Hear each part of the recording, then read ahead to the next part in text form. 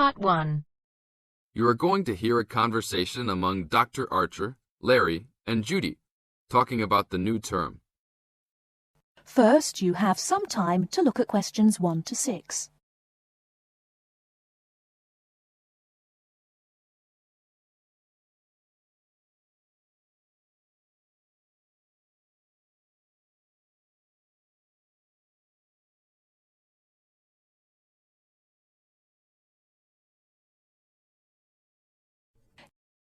Okay, everybody, welcome back to the new term. I hope you've all had a good break and that you're keen to start on your research project. What I'd like to do this morning is to give you a chance to ask questions about the project, requirements, ways of approach, how to get help if you need it. Today is informal. It may be already written on paper, but it's nice to have an opportunity to have it confirmed. So, any questions? Dr. Archer, is there a confirmed due date yet to hand it in?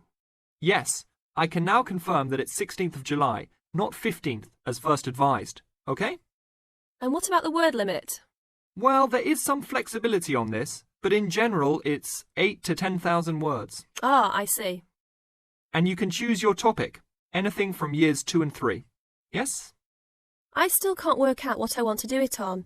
In that case, you should see your course tutor to agree on your final topic, and you should also be aware that there is special assistance available at the library on library resources if you need help on that.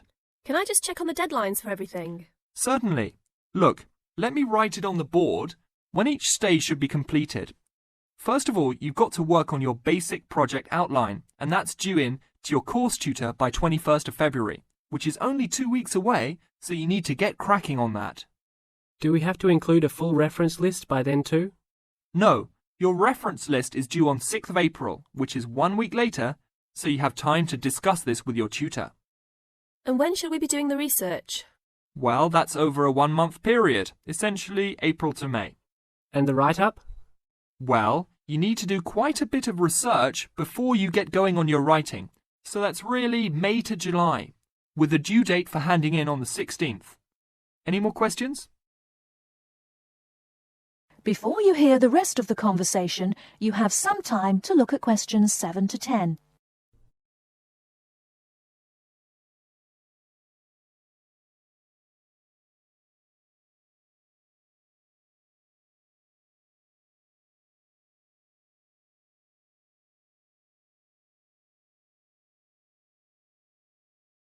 Now listen and answer questions 7 to 10.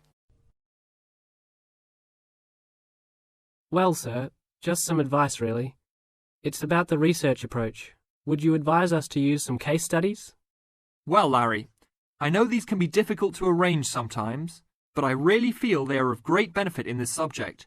You can always talk to your tutor if you're having difficulty. Yes? I've looked over some previous research projects that are in the library. Is that a good idea, sir? I heard. Okay.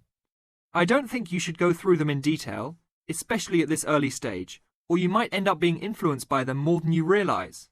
But yes, it really is about the best guide you can have to what's required to what's expected in this type of project.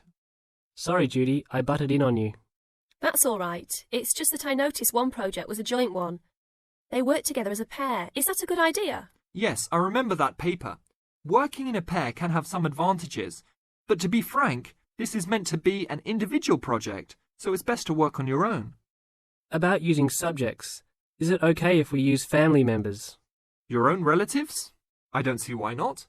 They probably offer some advantages in terms of availability, although you need to guard against possible effects on your research outcomes. So, you can if you want. Perhaps you should discuss this with your tutor if you plan to use relatives, so you can approach it in the best way. Okay, thanks. Okay then. Well, I hope we've been able to sort out a few things. You're welcome to see me at any time, or drop me a note if you have any more queries. Fine, thanks. That is the end of Part 1. You now have half a minute to check your answers.